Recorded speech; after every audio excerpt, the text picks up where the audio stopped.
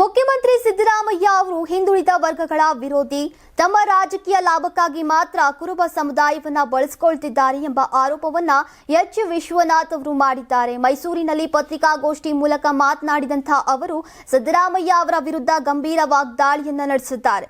ಸಿದ್ದರಾಮಯ್ಯ ಅವರಿಗೆ ಯಾವಾಗಲೂ ರಾಜಕೀಯ ಸಂಕಷ್ಟ ಬಂದಾಗ ಮಾತ್ರ ಕುರುಬ ಸಮುದಾಯದ ನೆನಪು ಬರುತ್ತೆ.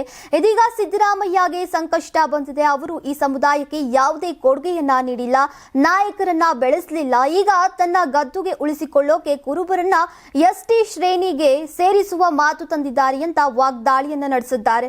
ಸಿದ್ದರಾಮಯ್ಯ ಅವರನ್ನ ಹಿಂದುಳಿದ ವರ್ಗಗಳ ನಾಯಕ ಅಂತ ಹೊಗಳುವುದು ಮಿಥ್ಯ.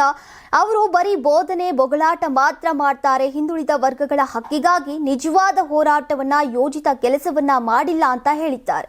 ಇನ್ನು ಕುರುಬ ಸಮುದಾಯದ ಗುರುಪೀಠವಾದಂತಹ ಕಾಗಿನೆಲೆ ಮಠಕ್ಕೂ ಕೂಡ ಸಿದ್ದರಾಮಯ್ಯಗೂ ಯಾವುದೇ ನೈತಿಕ ಸಂಬಂಧವಿಲ್ಲ ಅನ್ನುವುದನ್ನ ಎಚ್ ವಿಶ್ವನಾಥ್ ಅವರು ಎಚ್ಚರಿಸಿದ್ದಾರೆ. ಇನ್ನು ಮಠಾಧಿಪತಿಗಳು ಕಾಂಗ್ರೆಸ್ ಪರವಾಗಿ ಬೀದಿಗಿಳಿದ್ರೆ ಅದು ನಿಮ್ಮ ತಲೆದಂಡವಾಗಲಿದೆ. ಅದನ್ನ ಪೀಠದಿಂದ ಕೆಳಗಿಳಿಸುವಂತಹ ಅವಶ್ಯಕತೆ ಬರಬಹುದು. ಪೀಠಾಧಿಪತಿ ಮಾಡುವವರು ನಾನೇ, ಸಿದ್ದರಾಮಯ್ಯ ಅಲ್ಲ ಅಂತ ಹೇಳಿದ್ದಾರೆ. ಜೊತೆಗೆ ಸಿದ್ದರಾಮಯ್ಯ ಅವರು ಅಧಿಕಾರದಲ್ಲಿದ್ರು ಇಂದು ಮಾತನಾಡುವಂತೆ ಅಧಿಸೂಚನೆ ಪಾಸ್ ಮಾಡಿರಲಿಲ್ಲ. ಬದಲು ಬೊಮ್ಮಾಯಿ ಸರ್ಕಾರದ ಅವಧಿಯಲ್ಲಿ ನಾವು ಶಿಫಾರಸು ಕಳಿಸಿದ್ವು. ಸಿದ್ದರಾಮಯ್ಯ ಸರ್ಕಾರ ಮಾತ್ರ ಅದನ್ನ ಕಾನೂನಾತ್ಮಕವಾಗಿ ತಡವಾಗಿ ಕಳುಹಿಸಿ ಅಡ್ಡಿಪಡಿಸಿದ್ರು ಅಂತ ಎಚ್ ವಿಶ್ವನಾಥ್ ಅವರು ದೂರಿದ್ದಾರೆ.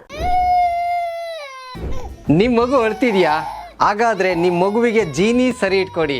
ಯಾಕಂದ್ರೆ ಜೀನಿ ಸರಿ ಇಟ್ಟು ನಿಮ್ಮ ಮಗುವಿಗೆ 100% ಸರಿಯಾದ ಆಹಾರ. ನಿಮ್ಮ ಮಗು ನೆಮ್ಮದಿಯಾಗಿ ನಿದ್ದೆ ಮಾಡಬೇಕಾ, ದಷ್ಟಪುಷ್ಟವಾಗಿ ಬೆಳಿಬೇಕಾ? ಹಾಗಾದ್ರೆ ಜೀನಿ ಸರಿ ಇಟ್ಟು ಕೊಡಿ. ಎಲ್ಲಾ ಮೆಡಿಕಲ್ ಶಾಪ್ಗಳು, ದಿನಸಿ ಅಂಗಡಿಗಳು, ಸೂಪರ್ ಮಾರ್ಕೆಟ್ಗಳಲ್ಲಿ ಲಭ್ಯ. ನಮ್ಮ ಕರ್ನಾಟಕ ರಾಜ್ಯದಲ್ಲಿ ಕಳೆದ ವರ್ಷದ ನೀಟ್ ಮತ್ತು ಐಐಟಿ ಜೆಇಇ ಪರೀಕ್ಷೆಯಲ್ಲಿ ಸಾವಿರಾರು ಉಚಿತ ಮೆಡಿಕಲ್ ಹಾಗೂ ಐಐಟಿ ಸೀಟ್ಗಳನ್ನು ನೀಡಿರುವ ನಮ್ಮ ಹೆಮ್ಮೆಯ ಎಕ್ಸೆಲ್ ಅಕಾಡೆಮಿಕ್ಸ್ ವಿದ್ಯಾಸಂಸ್ಥೆಯಾಗಿದೆ.